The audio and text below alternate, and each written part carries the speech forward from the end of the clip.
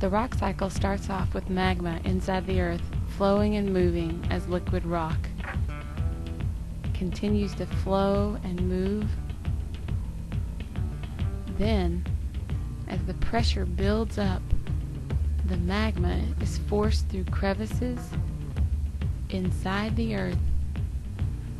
This pressure, as it builds up, forces the magma out of the earth as lava. That lava erupts out of the earth. As it flows down the mountain, it cools and hardens. It gets harder until finally it forms an igneous rock. Then something happens to that igneous rock called weathering. Wind and rain pour down and beat on the rock and break off little pieces called sediments.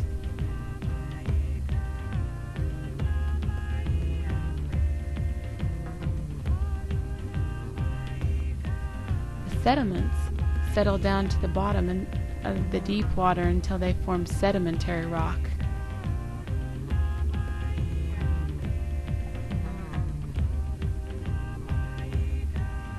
Then the earth begins to shift and move.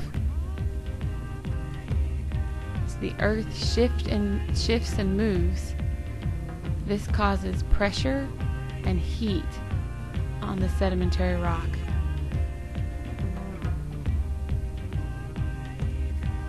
That pressure and heat build up inside the earth and turn the sedimentary rock into metamorphic rock.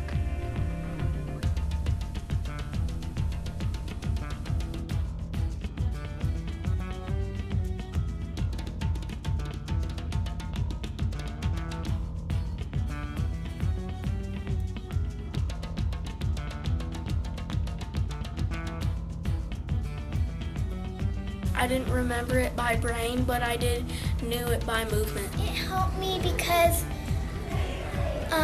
when we did all the movements, it kind of put it in my mind, kind of like a dance.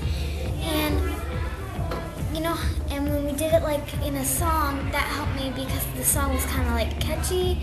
And so when I heard it in my mind, it kind of like stayed, because when songs are catchy, they kind of stay in your mind.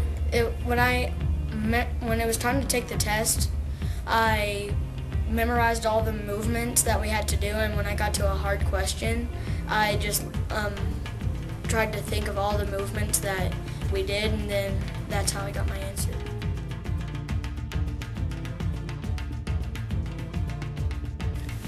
Because you can read about it, which I didn't think would be that good, but then you could do it by movement, and then your body could get used to the movements. The reason why it helped me is because when you read, what we usually do is we'll probably read it in a book, and in a book it just has lots and lots of words, and it's hard for you to remember all of those words about it.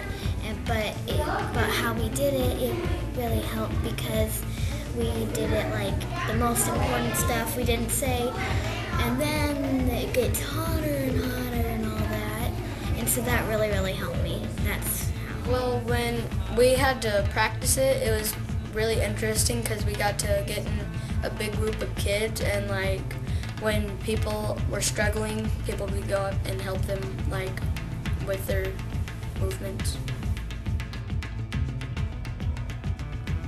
As a teacher of students who have been involved in doing movement as a way of learning this year, I saw a lot of growth in my kids. As we did the rock cycle, I realized that kids were able to internalize the movements rather than just memorize a term.